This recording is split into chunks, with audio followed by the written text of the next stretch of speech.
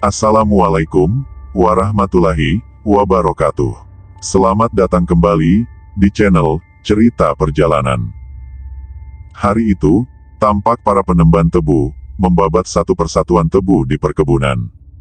Salah satunya adalah Ucup. Pemuda dengan tubuh agak kurus itu tahu betul bagaimana cara hidup sendirian tanpa ada peninggalan dari kedua orang tuanya.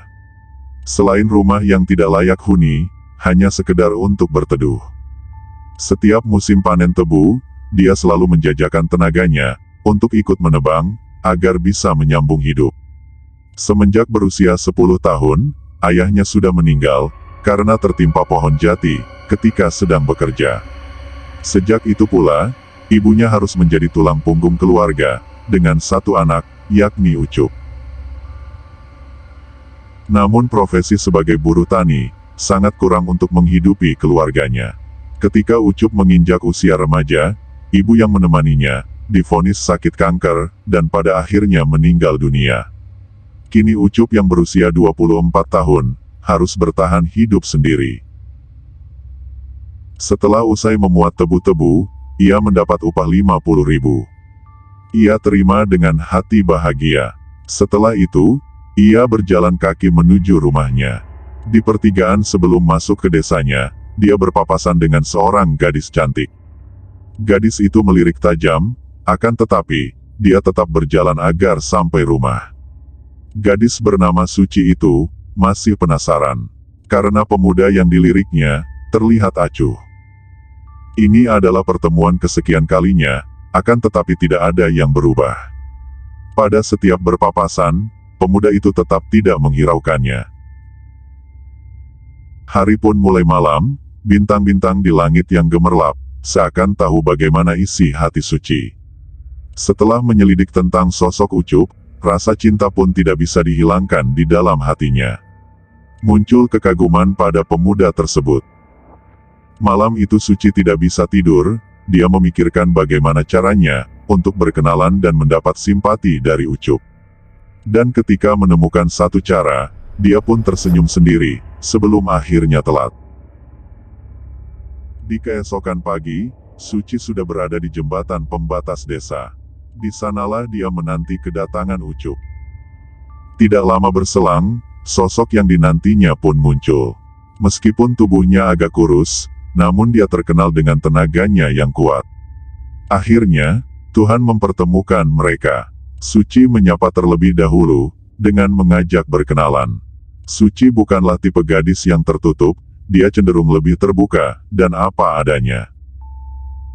Sejak pertemuan pertama itulah, mereka sering ngobrol, dan semakin menjadi dekat, hingga Suci yang sudah tidak sabar menunggu pun, mengutarakan perasaannya, bahwa dia ingin mengajak hidup bersama Ucup.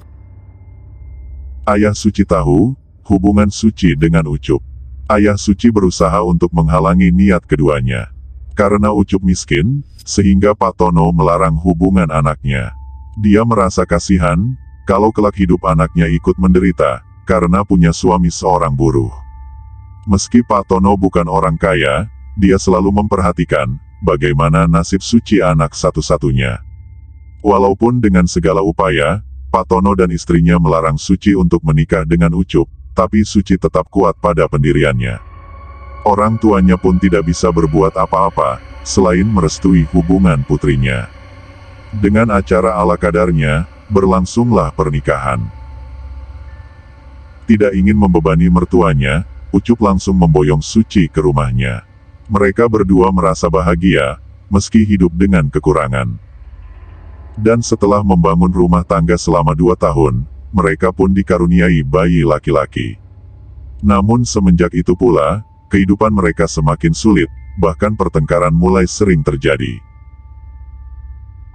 Suatu hari, saat Suci sakit hati, setelah terjadi pertikaian dengan suaminya, dia pulang ke rumah orang tuanya. Sengaja dia meninggalkan putranya bersama Ucup di rumah, lalu pergi tanpa pamit. Pak Tono yang masih sakit hati, karena nasihatnya tidak digubris, malah mengumpat dan mencaci Suci, dengan kata-kata kasar. Hal itu membuat Suci meninggalkan rumah. Dengan berlinang air mata, dia terus berjalan di antara hujan. Dia langsung berlari mencari tempat untuk berteduh. Dia yang tidak tahu arah, dan mencari rumah terdekat dengan mengikuti jalan setapak. Dia tidak sadar, ia telah memasuki area hutan. Setelah cukup jauh masuk ke dalam, dia melihat seseorang di depannya. Sosok perempuan berbaju hitam itu, dipanggilnya. Akan tetapi tidak menoleh sedikit pun, dan terus melangkahkan kaki. Suci mengikutinya, hingga setelah berjalan beberapa lama, sampailah di sebuah gubuk di pinggiran sungai. Sementara sosok yang dilihatnya, sudah tidak terlihat lagi. Tanpa berpikir panjang, Suci bergegas masuk ke dalam gubuk, yang kemudian kedatangannya disambut oleh seorang perempuan tua, wajahnya keriput menyeramkan, rambutnya putih, sedangkan mulutnya disumbang dengan tembakau. Dengan basah kuyup, Suci mengucap permisi, lalu beranjak mendekati wanita tua itu. Suci memperkenalkan diri, sementara wanita itu hanya terdiam, sambil menatapnya tajam. Tidak berselang lama, muncul seorang wanita muda, yang membawa seekor ingkung, dikelilingi beberapa rupa kembang. Tampak pula, bubur merah di samping ingkung tersebut. Kemudian muncul seorang wanita, dengan pakaian yang sama, membawakan baju kering untuk ganti Suci. Dalam keadaan bingung, Suci menuruti perkataan wanita tua itu, untuk berganti pakaian di tempat. Setelah selesai, dia duduk di depan ingkung, dengan wanita tua, sedangkan dua perempuan muda, sudah kembali masuk ke dalam. Setelah itu, bersamaan dengan suara geledek, Suci melahap ingkung, sesuai permintaan wanita tua tersebut. Sesaat kemudian, hujan mereda, Suci yang usai makan bubur dan ingkung, langsung teringat dengan buah hati, yang ditinggalkannya, dan segera dia berpamitan untuk pulang. Dengan diantar oleh dua wanita muda tadi, Suci melakukan perjalanan di hari yang mulai gelap. Dia mengikuti langkah kedua wanita tersebut, yang cukup cepat. Ketika hampir sampai di penghujung jalan setapak, keduanya berhenti sambil berpamitan pada Suci. Entah apa yang dirasakan oleh Suci, tapi yang jelas, dia seperti masuk ke alam lain. Kesadarannya tidak sempurna, pada saat dia hendak bertanya, tentang apa yang terjadi, dan dua wanita itu telah lenyap tanpa jejak. Saat tiba di rumah, Suci melihat para tetangganya berkumpul di sana, dan dia pun menangis sejati-jadinya, ketika tahu putranya telah meninggal dunia. Dengan menangis, dia minta maaf pada Ucup. Suci benar-benar menyesal, tidak mendampingi putranya saat ajal menjemput. Menurut Ucup, putranya mendadak kejang-kejang, ketika mendengar suara geledek yang sangat keras. Belum sempat mencari bantuan, putarnya sudah tidak bernafas. Meskipun sangat menyesalan, namun Suci tidak mau berlarut dalam kesedihan. Setelah 100 hari kematian anaknya, dia memulai hidup yang lebih baik, dengan rumah tangga yang dibangun atas dasar cinta itu, kembali dipenuhi kebahagiaan. Karena Ucup yang tidak kunjung mendapat pekerjaan, maka Suci membuka warung nasi kuning kecil-kecilan, dengan uang tabungannya. Ide itu muncul begitu saja, yang langsung disetujui oleh suaminya. Di hari pertama berjualan, dagangannya hanya tersisa sedikit. Dan hari kedua, dagangannya habis, dan hari-hari selanjutnya, selalu laris manis, hingga terjual habis. Selang 5 bulan, Suci membeli lahan di samping jalan besar, di sana dibangun rumah. Sedangkan rumah Ucup dibongkar, dan dibangun yang lebih besar, dan ia juga bisa memperkerjakan karyawan. Kebahagiaan keluarga Suci bertambah lengkap, ketika kembali hadir seorang anak perempuan. Mereka benar-benar bersyukur, atas karunia yang diberikan oleh Tuhan. Rasanya, nasib itu berubah dengan sangat cepat, yang semula berada dalam keterpurukan, dan dalam hitungan bulan, langsung menanjak menjadi orang terkaya di desa. Sebenarnya, Suci sadar, bahwa di setiap keuntungan yang didapat, dia selalu memperoleh hasil yang berlipat. Dia sendiri tidak tahu, dari mana datangnya uang lebih tersebut. Dan setiap kali pikirannya mengulas, kejadian jagal di gubuk dalam hutan, itu selalu menjadi jawaban.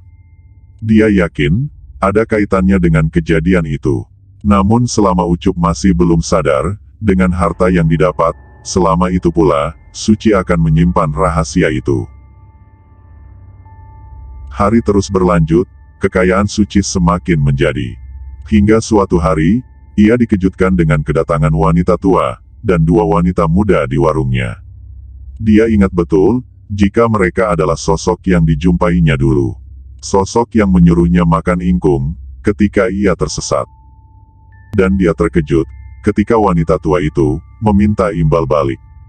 Suci yang merasa tidak paham, mencari tahu apa maksud dari ucapan tersebut. Wanita tua itu memberitahukan, bahwa puluhan tahun yang lalu, pendahulu Sumatera telah mengikat perjanjian gaib, bahwasanya akan ada keturunannya, yang datang ke lokasi ritual, dan orang itulah yang akan menerima isi perjanjian, tentang pesugihan. Mau tidak mau, dia harus mengambil sumpah yang sudah terjadi. Hanya saja, ada imbal balik ketika harta sudah melebihi batas. Dan imbal balik itu, adalah nyawanya sendiri. Perjanjian tersebut, tidak akan berhenti sampai pada 7 turunan.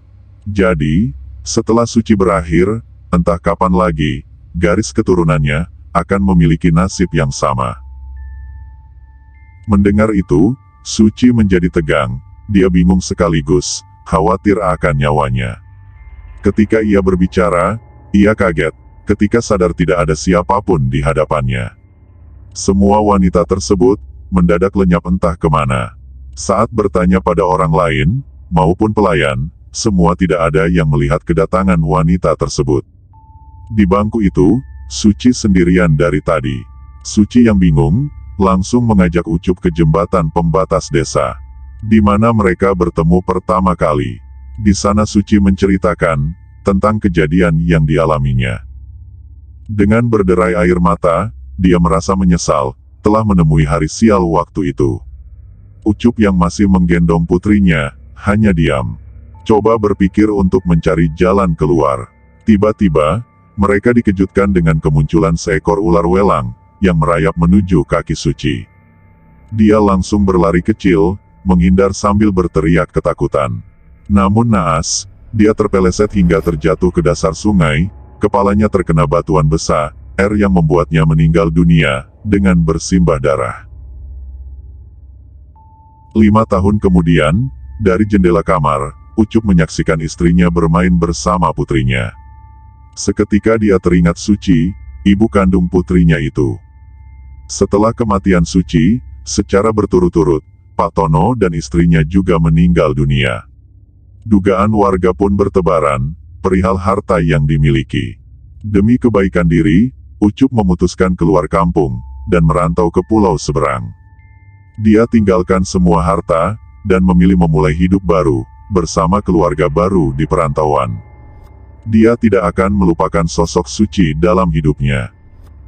Ketika ada kabar, bahwa bekas rumahnya di desa akan digusur, dan digunakan untuk pembangunan jalan tol, Ucup sumbangkan hasil penggusuran itu, untuk pembangunan madrasah. Kemudian, dia membuka kertas bertuliskan tangan. Itu adalah wasiat terakhir istrinya, yang tidak lain adalah tulisan Suci. Ucup yakin, sebelum meninggal dunia, istrinya telah dihantui mimpi tentang kematian, sehingga ditulislah surat tersebut. Sekian, cerita yang bisa saya bawakan. Jika kalian suka video ini, jangan lupa like, komen, dan subscribe, agar tidak ketinggalan cerita selanjutnya. Dan jika ada salah kata, ataupun ucapan, saya mohon maaf. Wassalamualaikum warahmatullahi wabarakatuh.